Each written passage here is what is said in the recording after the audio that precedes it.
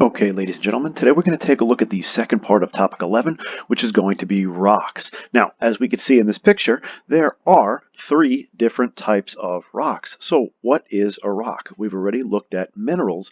So rocks are going to be made up of minerals. Now, how many minerals? Well, some rocks are made up of one mineral. Other rocks are going to be made up of many minerals, as we can kind of see in this rock down here. So rocks have to be solid. So they have to be created in nature and they're made up of one or more minerals. So what we see here, this lava, is not the rock, but it is forming these rocks here. Now, these are our three different types of rocks. Now, lava is going to be an igneous rock. This here is going to be a metamorphic rock. And then this one up here, where we see these nice flat layers, this is going to be a sedimentary rock. So our three rock types, first is going to be sedimentary. Then we are going to have igneous. And finally, metamorphic.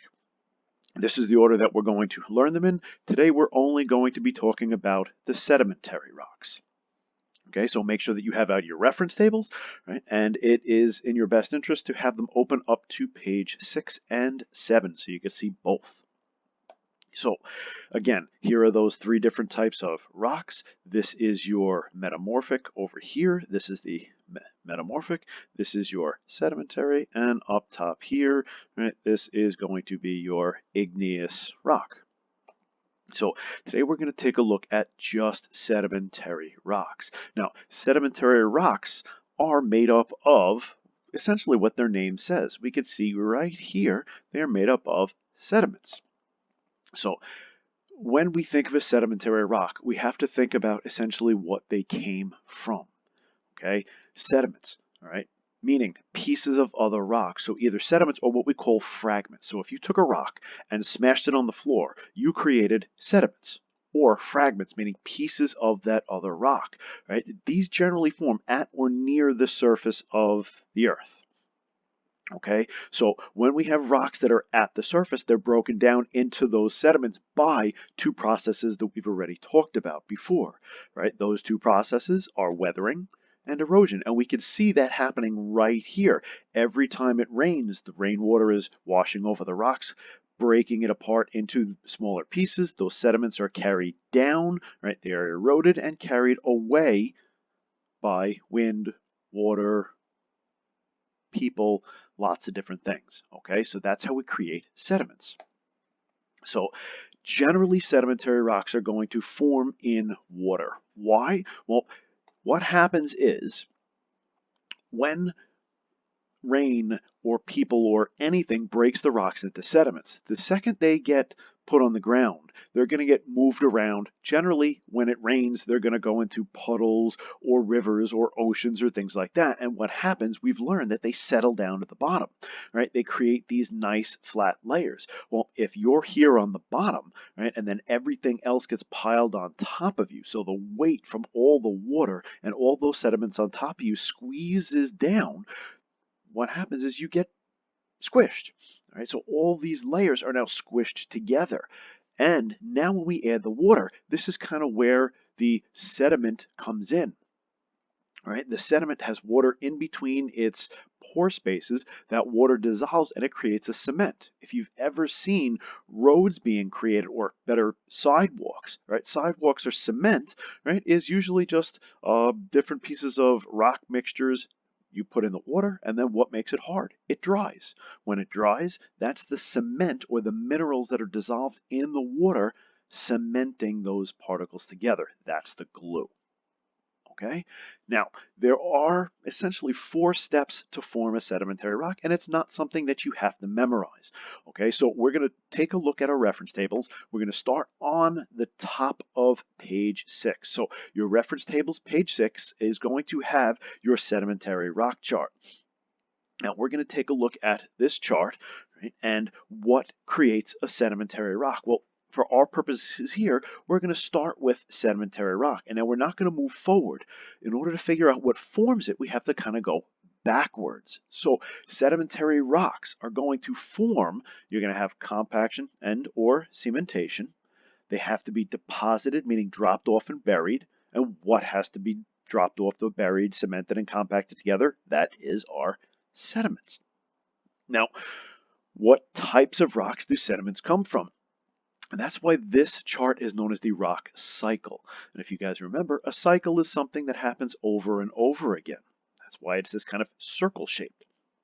So what creates sediments? Well, if we follow back, igneous rocks, weathered, eroded, become sediments. Sedimentary rocks can be weathered, eroded, and form sediments.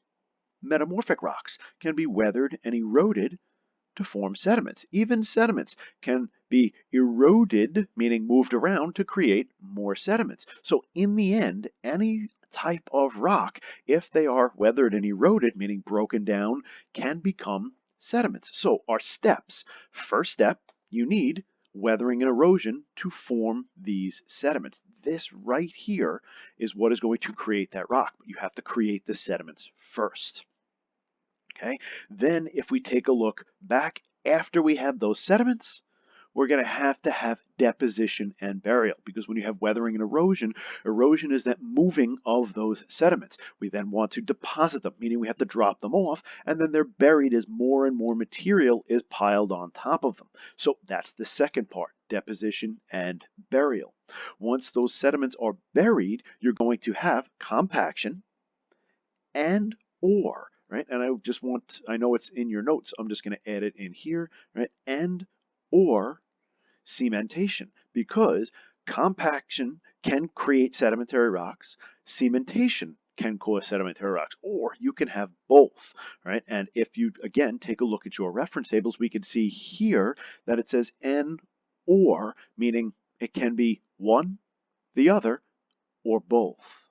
Okay, you don't have that here. You need both of these. All right, you need both of these, the weathering and erosion.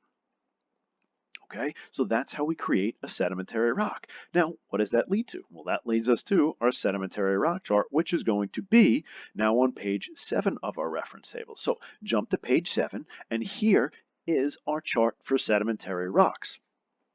Now, as we go through this, I'm going to be jumping back and forth between the reference tables and this because it is important for us to see this. There are two major kinds of sedimentary rocks. There's the inorganic land-derived sedimentary rocks, and then down here we have the chemical or organic sedimentary rocks. And they're going to have two very different sort of ways that they form, and they're going to look very different. So when we break it down, we're essentially going to be taking a look at the top or the bottom, and that's going to be one of our decisions in how to how to identify the sedimentary rock or even the rock type. So let's start. Sedimentary rocks are all made up of what? We said before that they're made up of sediments or these fragments of other rock. Okay, now one of the big things with sedimentary rocks, if you have sediments falling down and then one thing piled on top of it and then something else piled on top of it and something else piled on top of it, you end up getting something that kind of looks like this, right? And I know they're not perfect as I draw them, but these are what we call layers, very distinct layers. Right? Think about it. If I took your notebook, threw it up in the air, and it broke apart in the air, and all of your papers fell on the ground, right? Your papers, the bottom one is going to be on the bottom, and then you're going to have a whole bunch of layers of paper as they piled on top of it. Those are nice layers. And here's some examples. We see here are some very nice layers of sedimentary rocks. Right? Some of the most famous ones are the Grand Canyon. If you've ever visited the Grand Canyon, you could see here are these nice layers kind of going across, right? All of these rocks. Right? The Grand Canyon is enormous. So I'm going to show you a couple pictures of the Grand Canyon. Right? All of these different layers are sedimentary rocks. And one of the cool things about this is that if you're looking at this picture, this layer is below this one. What does this mean? Well, this tells us that this is older and this is younger. All right, so the closer you are to the bottom, the older you are. The closer you are to the top, generally the younger you are. All right. Now, sedimentary rocks also are the only type of rocks that can contain organisms that were once alive. These are known as fossils. So if you've ever been to the Museum of Natural History in Manhattan, you have the opportunity to see these type of rocks. Okay, there's lots and lots and lots of fossils. All of those dinosaur bones, those skeletons, were chipped out of sedimentary rocks. So when we're in class, I'll show you. I actually have a sample of rock that kind of looks like this, and it has lots of these seashells fossilized into it. Only sedimentary rocks will have fossils. Okay. Now, since only sedimentary rocks can have fossils, right, there are three different types of sedimentary rocks. Now, I know before I said there were two different kinds. So if we look at our reference tables, yes, there's the top, which is the inorganic land-derived, right? But notice that it's broken up into only one type of texture, whereas here on the bottom, it's split up in two different types of texture. So that's why we have three types of sedimentary rocks. So the first type is going to be clastic. Okay, what does clastic mean? Well, clastic are going to be the ones that form from rock and mineral fragments that have been compacted and cemented together. So you're essentially going to look for two major things. You're going to look for the sediments or the fragments and or layers. So you can see in these first two, you can see the sediments cemented or glued together. In this one here, you can see the layers going across. So in our reference tables, if you have a clastic or a fragmental rock, you're going to look for sediments. All right, so we have sediments, right? Or you might see layers. All right, so these rocks down here are not going to have that. These rocks up here, the clastic or the fragmental ones, are going to have different either sediments or the layers. Okay, so we can see it here. Now, here they are. When we take a look at this, all right, how do we decide if we are conglomerate, breccia, sandstone, siltstone, or shale? Well, what helps us with that, if we're just looking at the top, is the grain size. So here, you're going to have pebbles, cobbles, and boulders embedded in sand, silt, or clay. So this is going to be big, right? And I apologize, right? That's a B, right? Big and small pieces. All right, so this is going to be big and small pieces. All right, that's going to make up conglomerate or breccia. But what's the difference between conglomerate and a breccia? Conglomerate has rounded fragments. Breccia has angular fragments, and I'll show you pictures of them in one moment. All right, so rounded, picture jelly beans. Angular, picture squares or triangles. Now, just so we're clear, these pictures over here are symbols. They are not pictures. So don't think that every single rock is going to look like what we see in these pictures. Right? Now we move down. This rock is only going to be made up of sand. So you're going to see layers of sand. This is going to be sandstone. Then silt, siltstone. Clay is going to make up shale. Now, where did these names come from? Well, since we're in our reference tables, these names came from the chart that's on the top right-hand side of the reference table. So here we can see clay, silt, sand, pebbles, cobbles, and boulders.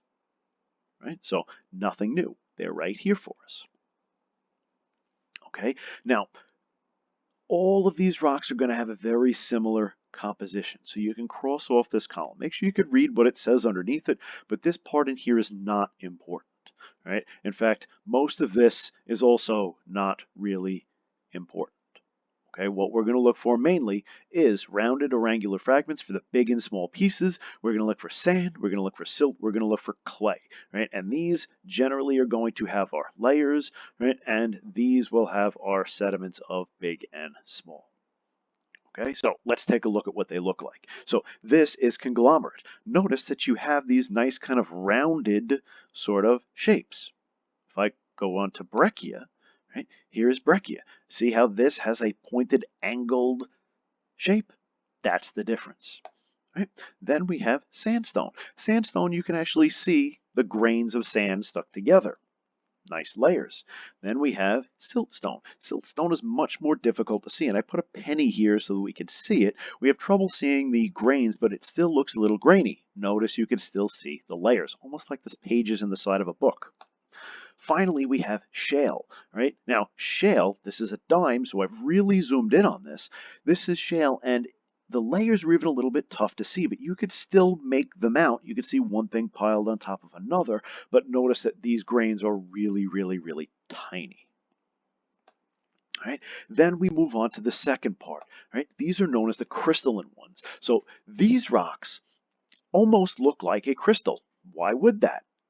Because these are ones that form from the minerals that were once dissolved in water. When the water evaporates, the minerals are then deposited or precipitate out. These are also known as chemical sedimentary rocks. Now, what do I mean by that? Ever fill up a glass of water, leave it on the table, all the water evaporates in a couple days. When you come back, there's no more water left, but there's that kind of white, kind of salty stuff that's located all on the bottom of the glass. Well, that's exactly what it is. It is salt.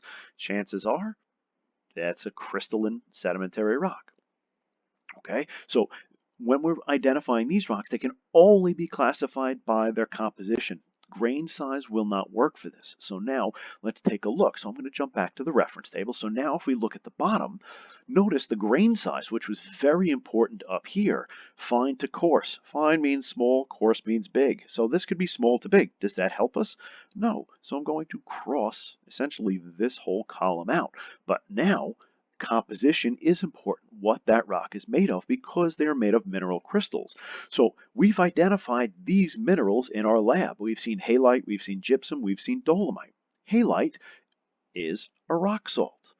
Gypsum will form rock gypsum. Dolomite will form dolostone. So we could perform the mineral tests that we used to identify these. Now, halite, if you remember, is salt. Please don't eat the rock salt. Don't eat the halite. I do not recommend it. It is not good for you.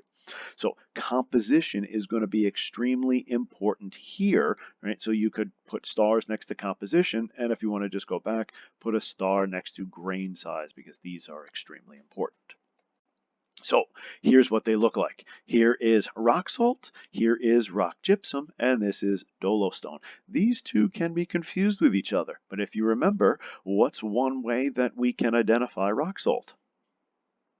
Well, hopefully nobody said lick it, because that's not the best way to identify it. If you break it into pieces, it's going to form little cubes, because remember, halite has cubic cleavage, and while this might not look cubic in shape, if you actually look at the pieces that make it up, they will be cubes all stuck together.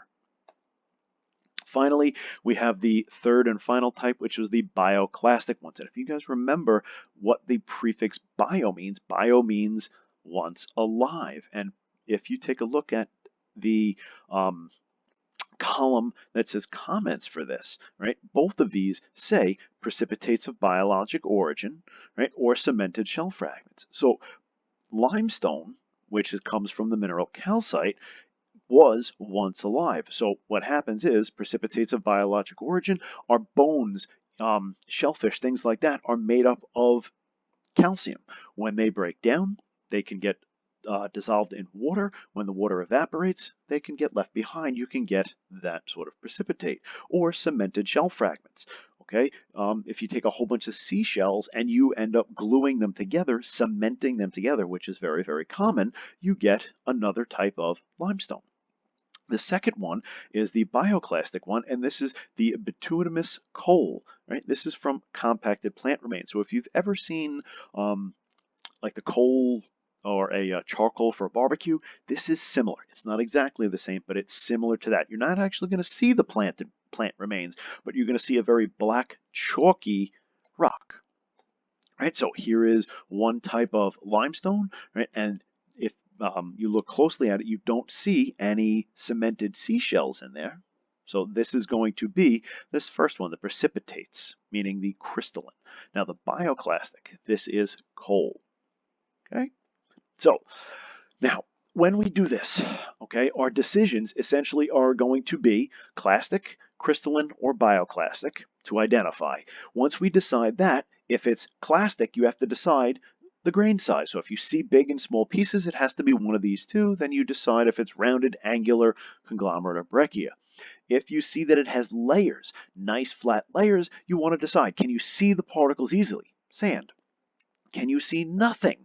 Clay. And in the middle is going to be silt. these two are a little challenging to tell apart.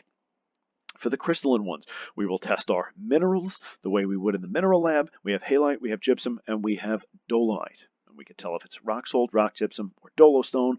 Finally, if we see calcite, we know bubbles with acid, so we can put a drop of acid on it. We know that that will be limestone. And then finally, the easiest one always to identify is the coal. So let's answer some of these questions. What is the difference between conglomerate and breccia? Jump to the reference tables. Grain size is the same. Name is different, doesn't count. Rounded fragments goes with conglomerate. Angular fragments goes with breccia. So conglomerate is rounded, breccia is angular. 2. What is the difference between sandstone and siltstone? Again, aside from the name, sandstone and siltstone. So sandstone, siltstone. We cross this off, so that's not going to be important. But you come over here, sandstone is made of sand, siltstone is made of silt. So really, it's the grain size. So sandstone is going to have larger fragments or sediments than siltstone. Next, what is the particle size of sandstone? Reference tables, sandstone, I want the particle or the grain size.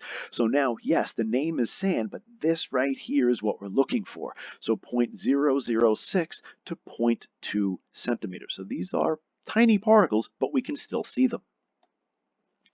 How does the composition of conglomerate compare to the composition of shale? Kind of a trick question, right? Because we cross this off. Composition is pretty much going to be close to the same thing. What is different, though, is they will have different particle sizes. That's the difference. Again, kind of a trick question. Number 5, what is the composition of limestone? So limestone is down here. What is the composition? Limestone is made up of the mineral calcite. How do we identify calcite? Acid test. 6, what are the ways that limestone can form? Okay. Little tricky, but again, answers in the reference tables. Look at the comments. Limestone forms precipitates of biologic origin or the cemented shell fragment. So there's 2 different ways, right? 2 different ways. 7, how does the grain size of rock salt compare to grain size of rock gypsum, dolostone, right? Calcite or limestone? So if we take a look, we're going to the grain size. We cross this off. So grain size is not going to be important. So they're going to vary or change. Not important. 8, how can you classify the clastic sedimentary rocks? Meaning, what are you looking for? The big thing. The big thing, not composition, it's going to be grain size. That's what we put a star there for. Have to use the grain size. 9, how do you classify the crystalline or the bioclastic sedimentary rocks? Crystalline or bioclastic, not by grain size now. Now we want composition. That's what's important. All right. The last part of this chart, the last question, goes with the chart on page 6 of your reference tables, the particle size chart, and this is just going through it. So all I wanted you to do here was list the sizes. So clay, for example, is going to have a size of as big up to 0.0004 centimeters. So what is clay? And you could also use, and I pushed up and I apologize, it should be down here. Right? Clay is going to be less than 0.0004 centimeters, so less than that. Silt, 0.0004 to 0.006. Again, 2 places to get that. Silt, 0.0004 to 0.006. Other place is reference tables page 6, 0.0004 to 0.006. All right, it's right there. Okay, so sand is going to be 0.006 to 0.2 centimeters. Pebbles, I'm going to start off at 0.2. It's going to go up to 6.4 centimeters. Cobbles. Now, these two, right, are not listed here anymore, and actually neither is pebbles. So in order to see that, you have to go to page 6 of your reference tables, and you're looking on the chart on the top right-hand side. So we have it right here. Here's your pebbles. Cobbles are going to be 6.4 to 25.6 centimeters, and boulders are going to be more than 25.6 centimeters. So this is your sedimentary rocks, and that's how you identify them. When we do these in the lab, these are probably going to be the easiest type of rocks to identify. Okay, so that's sedimentary rocks. If you have any questions, please feel to reach out to me on Teams or send me a message, and I will gladly clarify any of that information or questions that you have.